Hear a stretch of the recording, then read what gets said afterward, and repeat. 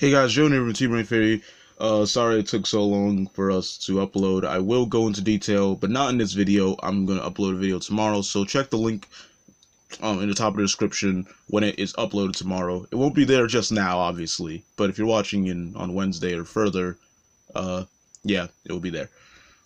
So anyway, I would just want to get into the deck profile, and then you can worry about all my explanations tomorrow. Of course, we have our Star Dragon World flag with Kanata, and our buddy is Heavenly Crystal Dragon Aldo with Thor. This is my buddy rare.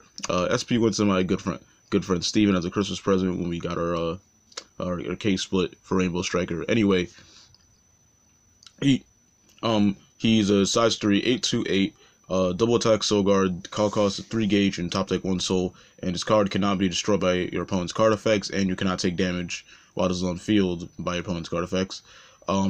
Its overturn obviously is pay 1 gauge, discard a card from your hand when a card on your opponent's field would attack.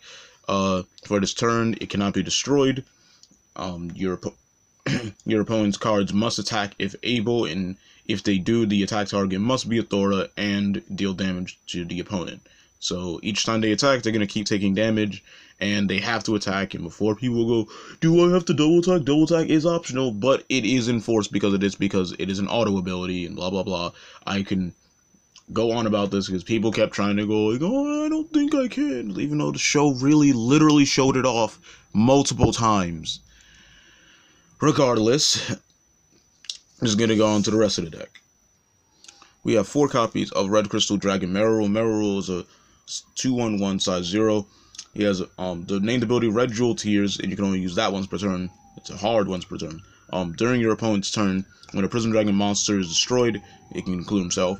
You get top deck gauge and draw, so it's just really good because your opponent's just gonna be trying to attack over a Thor, and so then you can at least get something out of it if you do have to use Soul Guard, or you use in combination with Brush Upper to get even more gauge. And then even if he's destroyed, so they'll be like, I don't want to leave him on field so he keeps giving you pluses, then I'll be like, okay, he still gives me what I wanted, so I'm cool with that.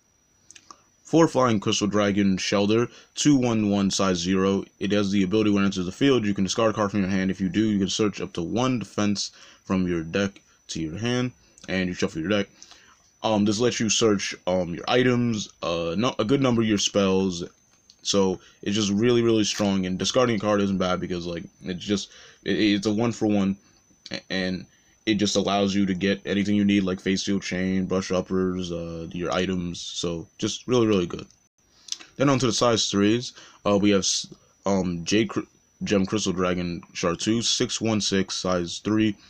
Top deck soul 1 gauge, and it has the ability to become a size 0 if you have originally size 3 Prism in your center. And if a Prism Dragon monster is attacked at the end of that battle, you deal 1 damage to your opponent, and the ability only activates once per turn. And if I have 2 out on the board, which I do play 2, I get a burn for each of them, and it has Soul Guard. So obviously this is just a really good backup 3, and if not, of course, always a really good size 0. That allows you to get more burn on my opponent, really high stats, so I can hit sides like bots and stuff. So it's just really good. 2 copies of Rainbow Gem Crystal Dragon Cursed Guys. Cursed Guys is a 7/27, 3 gauge, top deck soul, size 3, and it has double attack and Soul Guard, and has the 2 main abilities of it cannot be destroyed by your opponent or returned to the hand by your opponent's monster effects. And at the beginning of your opponent's final phase, you can destroy up to 2 cards, and if you do, deal damage to your opponent and draw equal to the amount of cards you destroy with this effect. So just really good. It's decent against things like T and Chaos, but they have a number of cards that just don't get popped. So it's really pretty decent against things like Knights, so you can pop over their monsters at the end of the turn or something, or you can face something like Oni Assassins, and you can pop up pretty much everything unless they use Ibuki's Overturn. We have 4 copies of Quintessence Crystal Dragon Thor, 7/27, size 3, top deck 2 soul 3 gauge, and if this card is in your center, it cannot be destroyed by your opponent's card effects, and you cannot take damage by your opponent's card effects. And it has double attack and Soul Guard. It's the original Thor. It's still really good. I really recommend, if you're gonna play Prism Dragons, you should really still be playing this card, because you don't want to have to deal with things like TE or Chaos or something that can run an impact like Shadow Dragons or something. that can just go like, yeah, I'm just gonna keep like, you know, burning you with effects, so I don't have to worry about actually killing this. No, they have to actually worry about killing it if you want, as long as you have this, or of course the next card, the 4 copies of Heavenly Crystal Dragon Aldo Athora, which I already went into explanation with him, so I'll just move on to the spells now. We have 2 copies of Aldo Ground. It's a set spell that you can only set 1 of, so that's why I choose to only run 2. And it's a defense, so I can search it with Shelter. All Prism Dragon cards on your field get 1k, 1k, and then when your opponent is dealt damage by your card effect during their turn, you can get a gauge and draw, and it only activates once per turn. This is just pretty alright with Stratus, and of course Aldo Athora's burn, and it's like, oh, but I run a card where there's only 2 cards that burn in your deck. And a lot of people run Radiant Shell or something like that, and I probably could, but I just don't like Radiant Shell still. Like, it's only useful when your center itself is being attacked. Oh, and it costs a gauge. So if they attack my sides, I can't use it, and if they have Shadow Dive, I can't use it. So I'm like, I don't like it that much. Either way, this is just a pretty good card, boosting your stats and giving you more hand and gauge. Next up, we have 2 copies of Heavenly Crystal Awakening. You can only cast this card if you use Overturn this game. Counter, top deck 3 gauge, and get 3 draws. And you can only cast Heavenly Crystal Awakening once per game. So just like Overturn, this can only be used once per game. So be very mindful when you have this. And I do run 2. Now, why would you run 2 of a card that can only be used once per game? I mean, people run 4 Overturns. That goes without saying. But regardless, it's because even if I do run into opening 2 of them, if I do, I can just save 1 in hand, discard it with this ability or Shelter's ability, and keep 1 in hand for when I do overturn, so I will be able to get it all. So, anyway, just 3 gauge, 3 draws, just so insane. I love this card. Then for the last of the 2 spells, we have 2 copies of Prism Canceller. This is really just here as a basic null to get around any, like, main deck like things. I run into like if I run into like something like Shadow Dive, I'm like, I kind of really don't want to, you know, deal with that right now, so I'm just gonna have this a little bit. Of course, alongside my overturn, being able to redirect attacks. But as long as I have a Prism Dragon to center during an attack on my opponent's turn, I can nullify an attack, and if I do have an item equipped, it cannot be nullified, so no spell, no shenanigans. Next up, we have 3 copies of Crystallization Phenomenon. I think one of the best defense cards in the deck.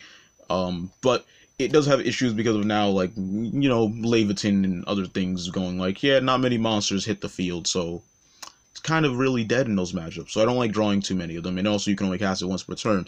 But what does it do? When your monster in your center, you can only cast it when your monster in your center is destroyed. You have as a cost to pay 1 life, and you draw a card and you choose a monster on your opponent's field. You nullify its abilities for the turn and rest it.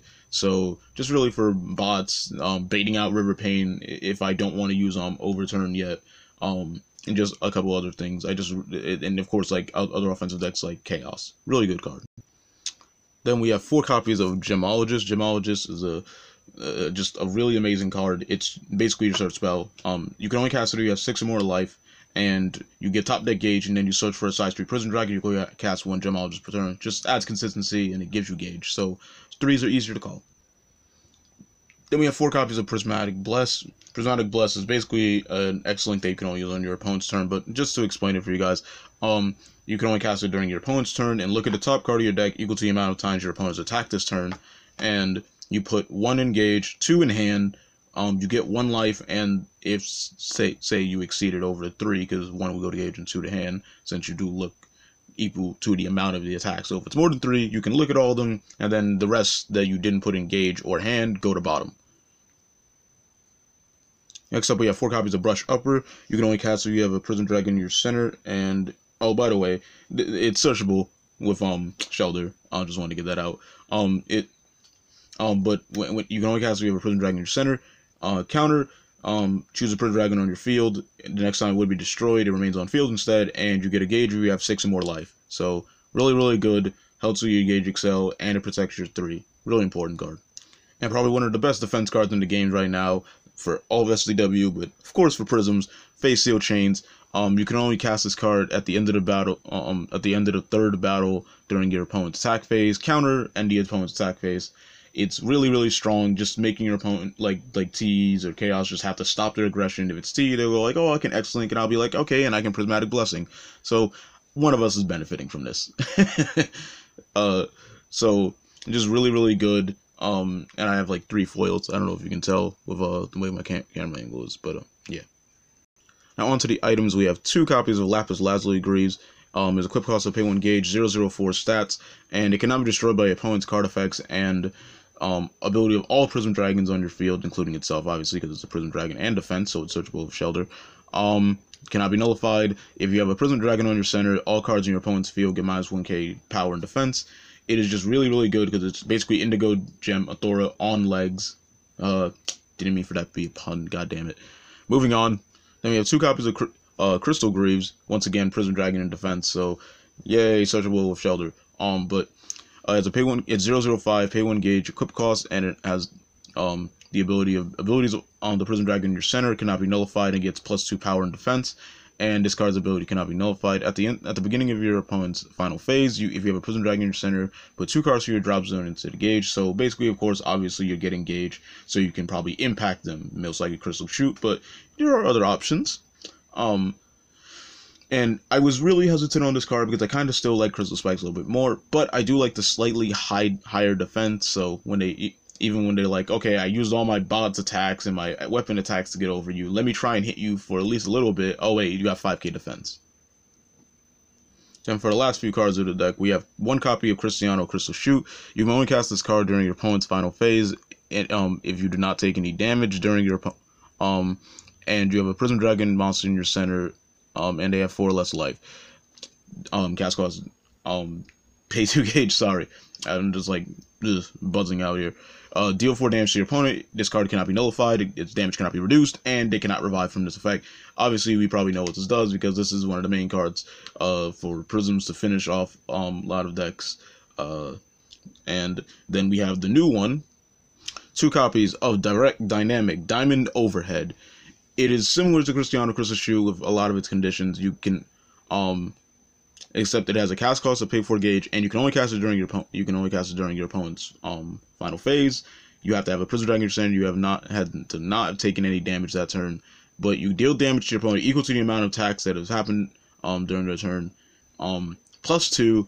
And once again, cannot be nullified, cannot be reduced, and they cannot revive from it. So this is absolutely amazing. Just dealing your opponent all the damage from the overturn of Thor, then this is just absolutely a devastating amount of damage during their own turn. And I've plenty of times had enough gauge to do Cristiano after this if they barely lived this amount of burn. But regardless, hope you guys like the video. Subscribe to Team Burning Fiend for more Buddyfight content. I'll see you guys later. Jim from TeamBurningInfinitey going out.